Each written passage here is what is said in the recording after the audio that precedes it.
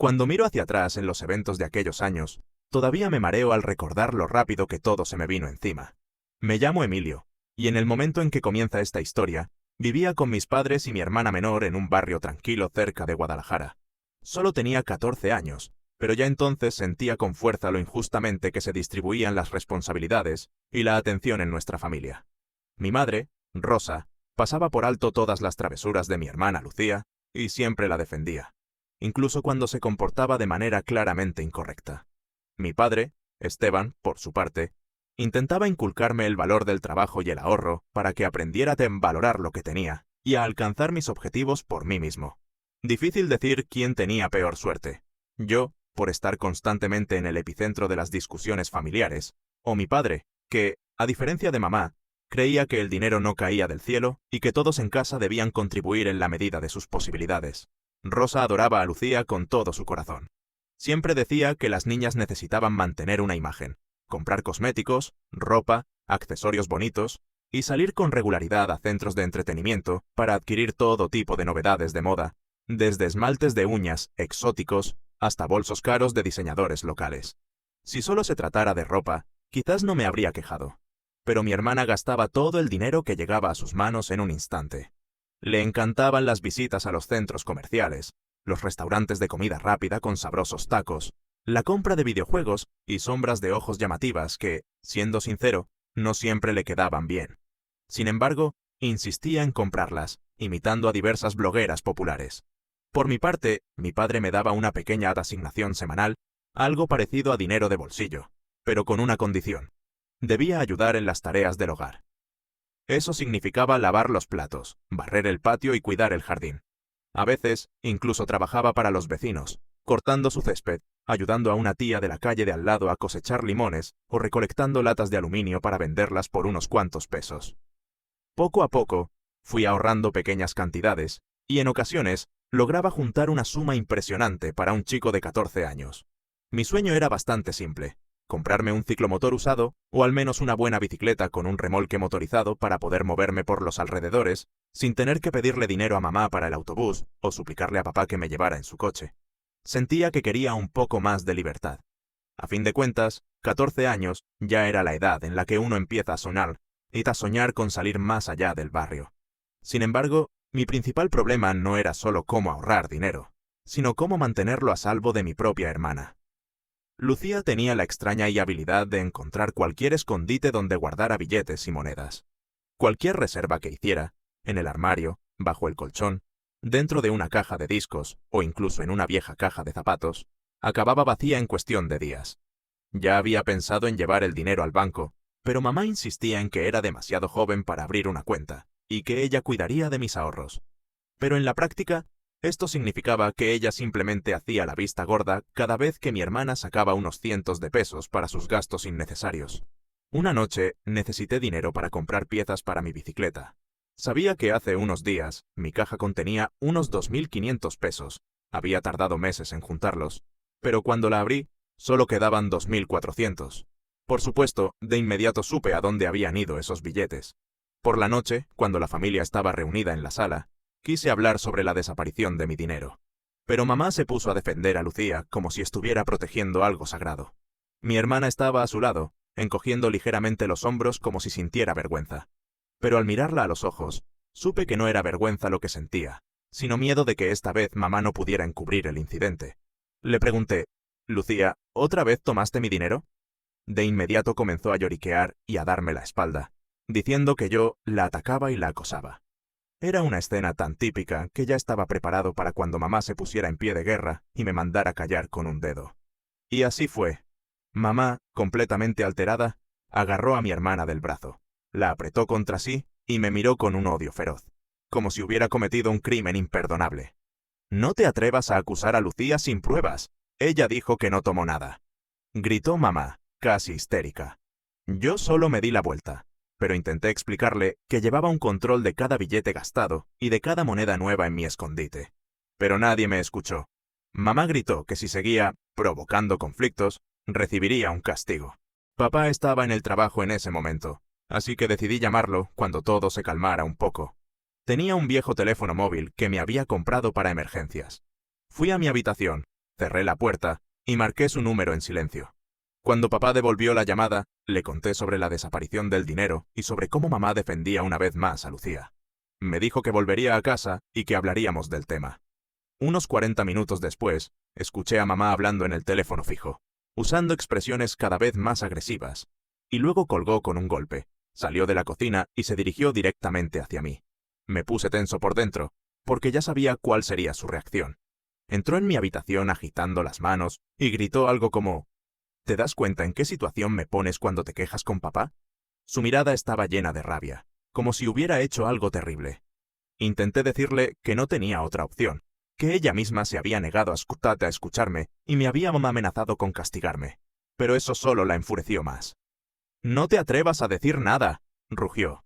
«Eres un traidor, un desagradecido, y además quieres imponer tus reglas aquí». Decidí callar, porque en ese estado mamá no escuchaba a nadie. Y entonces, de repente, dijo: «¿Sabes qué? Tengo una excelente manera de enseñarte una lección». Y señaló la puerta, como si me ordenara que desapareciera y no me atreviera a salir. Para no agravar más el conflicto, me fui y cerré la puerta de mi habitación. Desde allí, escuché a mamá hacer ruido en la cocina, mover los platos con fuerza y murmurar insultos en voz baja. Después de un par de horas, llegó papá, y en la casa reinó un silencio tenso. Escuché cómo discutían en la sala con voces elevadas. Mamá se justificaba diciendo que todo era culpa mía, porque solo causaba problemas, mientras que papá decía que Lucía debía devolver el dinero robado. Luego lo oí llamar a mi hermana, y los tres entraron en mi habitación. Papá obligó a Lucía a admitir que había tomado los billetes que faltaban, y cuando ella, parpadeando y resoplando, empezó a decir que fue la primera y última vez, simplemente cerré los ojos, porque sabía que no era la primera, y seguro que tampoco sería la última. Pero papá se lo tomó en serio. Me compensó en el acto, dándome exactamente la cantidad que faltaba, y luego le dijo a Lucía que se quedaba sin dinero de bolsillo durante la próxima semana. Mi hermana rompió en llanto y corrió a su habitación. Mamá, en cambio, estaba sentada en el patio, fingiendo que nada de esto le concernía. Creo que sentía vergüenza, pero al mismo tiempo no quería admitir que su inacción había llevado a esas consecuencias. Así comenzó una etapa de conflictos interminables. Lo peor de todo fue que mamá nunca se disculpó conmigo por haberme acusado de inventar cosas y gritarme, aún sabiendo perfectamente que Lucía realmente me robaba el dinero. Más aún, unos días después de aquel incidente, noté que mi hermana se había comprado nuevamente maquillaje y unos pendientes caros en el mercado cerca de la plaza central. Era obvio que mamá le había dado dinero en efectivo otra vez, porque papá habría estado atento y no lo habría permitido mientras durara su castigo. Pero, como ya mencioné, papá trabajaba mucho y mamá aprovechaba eso. En secreto sacaba dinero de sus propios ahorros y se lo daba a Lucía, con tal de mantenerla en su papel de princesita consentida. Cada vez me resultaba más difícil seguir ahorrando, pero aproximadamente una semana después, papá tomó una decisión drástica. Me compró una pequeña caja fuerte de metal que podía esconder en el fondo del armario o colocar en la esquina trasera del ropero. La combinación era de 4 dígitos, y acordamos que yo no se la diría a nadie. Eso fue mi salvación, porque ahora a mi hermana le resultaba más difícil acceder a mi dinero. Mamá nos miró como si hubiéramos conspirado en su contra, pero no dijo nada en voz alta. Sentí que gracias a esa caja fuerte, por fin podría empezar a conservar los frutos de mi esfuerzo. Por supuesto, esperaba que Lucía no se rindiera tan fácilmente, ya que estaba acostumbrada a obtener todo lo que quería y al instante. Pero después de años de constantes robos, ya no me importaba. Solo quería que nadie más pudiera tocar mis ahorros. Por un tiempo me permití relajarme, e incluso sentirme feliz. Durante los primeros días, revisaba la caja fuerte cada pocas horas. La abría solo para asegurarme de que nadie la había forzado. Y cada vez encontraba el dinero intacto. Parecía que, por primera vez en mucho tiempo, mi hermana se había visto obligada a aceptar que yo podía proteger lo que era mío.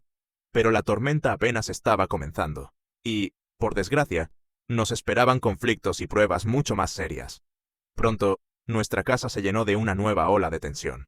Lucía, al darse cuenta de que ya no podía conseguir mi dinero directamente, pasó a otros métodos. Un día, volví después de un trabajo en la casa de un vecino. Tenía un gran jardín donde había que cortar ramas viejas y empacarlas en bolsas. Traté de terminar antes del almuerzo, porque luego quería ir al centro de Guadalajara a buscar piezas económicas para mi bicicleta. Salí del jardín del vecino con mis merecidos 150 pesos por el trabajo. Pero cuando abrí la puerta de mi habitación, me invadió una sensación helada. La habitación estaba completamente revuelta.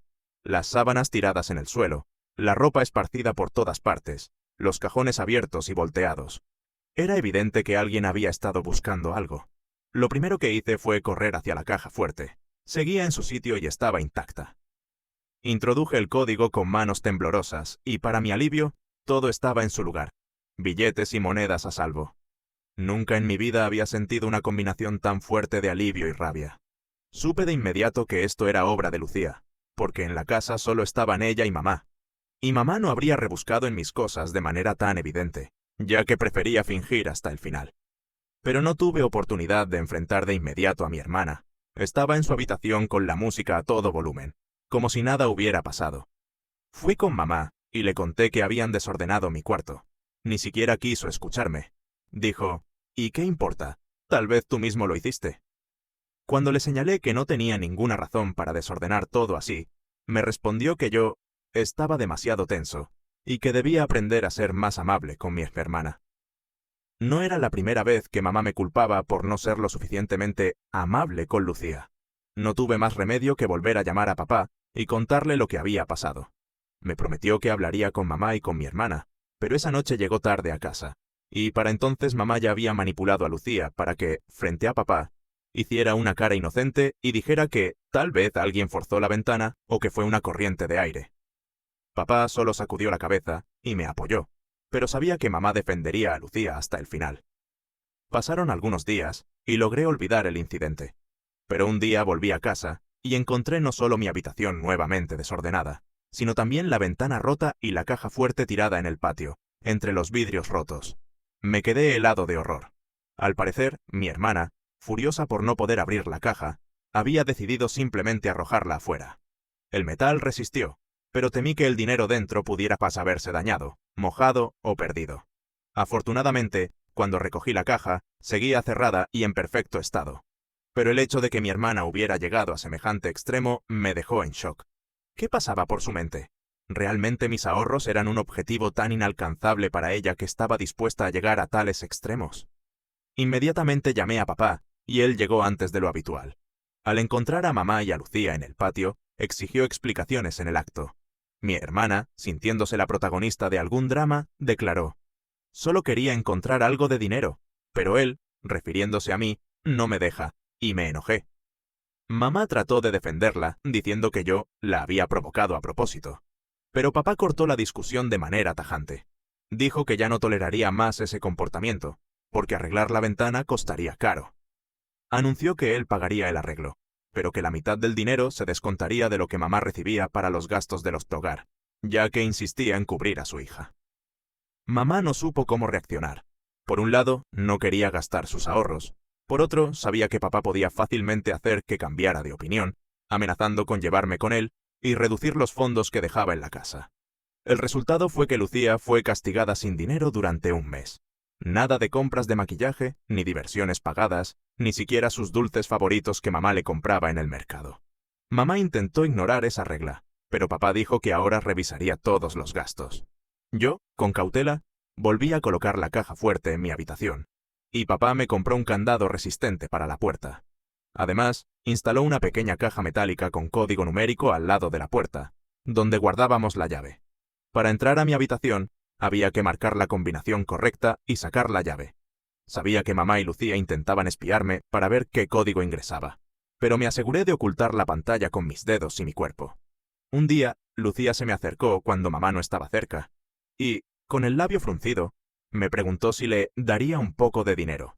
Solo 100 pesos, para poder comprar una entrada para el concierto de una banda popular que tocaba en nuestro barrio. Le respondí que no le daría nada más hasta que aprendiera a admitir su culpa y corregir sus errores. Entonces comenzó a suplicarme, diciendo: «Por favor, eres mi hermano, y ahora no tengo dinero». Solo negué con la cabeza y le dije que, en primer lugar, aunque tuviera dinero de sobra, ella nunca lo devolvería. Y en segundo lugar, no tenía por qué ir en contra de papá, quien me había prohibido estrictamente prestarle dinero.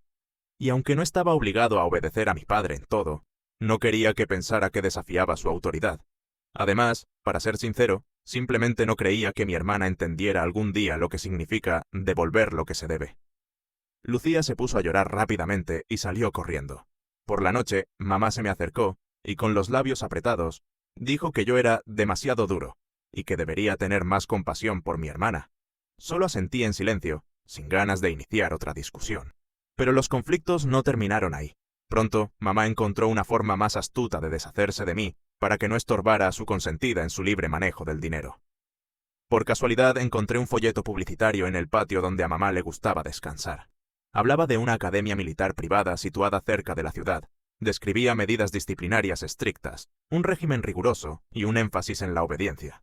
No sé por qué, pero de inmediato sentí que mamá podría querer enviarme allí para que aprendiera a obedecer y dejara de quejarme cuando Lucía me quitaba mi propio dinero.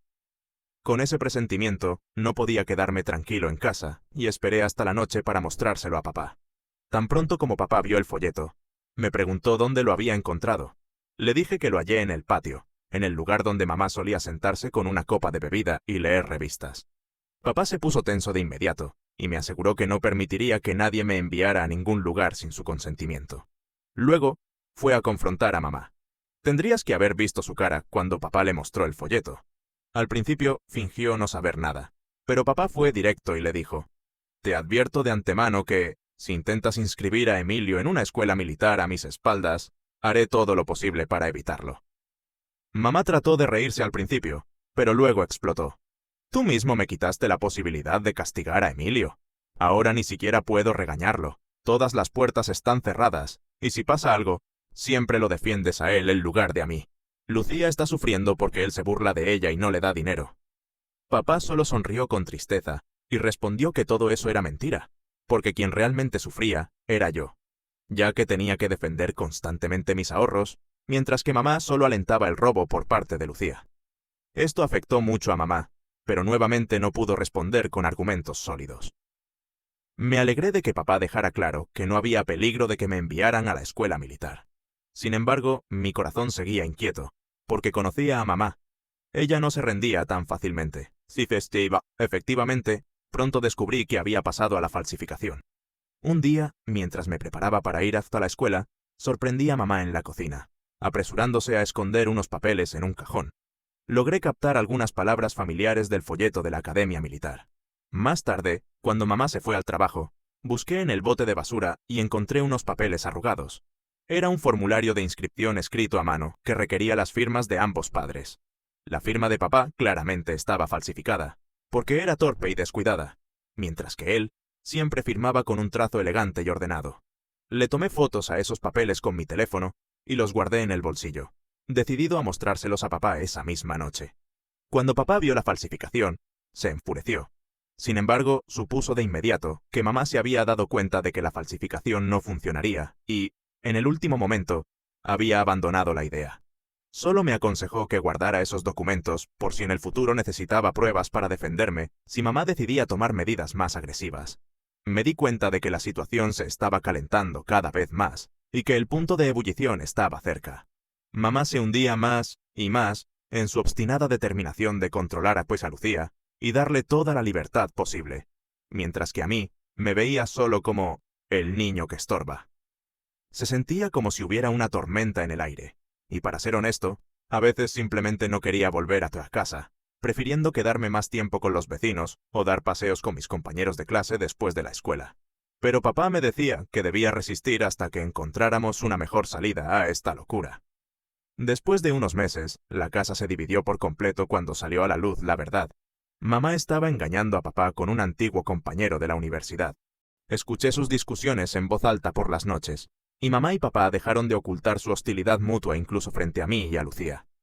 Por supuesto, fue horrible. Yo ya estaba angustiado por nuestro futuro, pues las cosas iban de mal en peor, y ahora además se sumaban las infidelidades.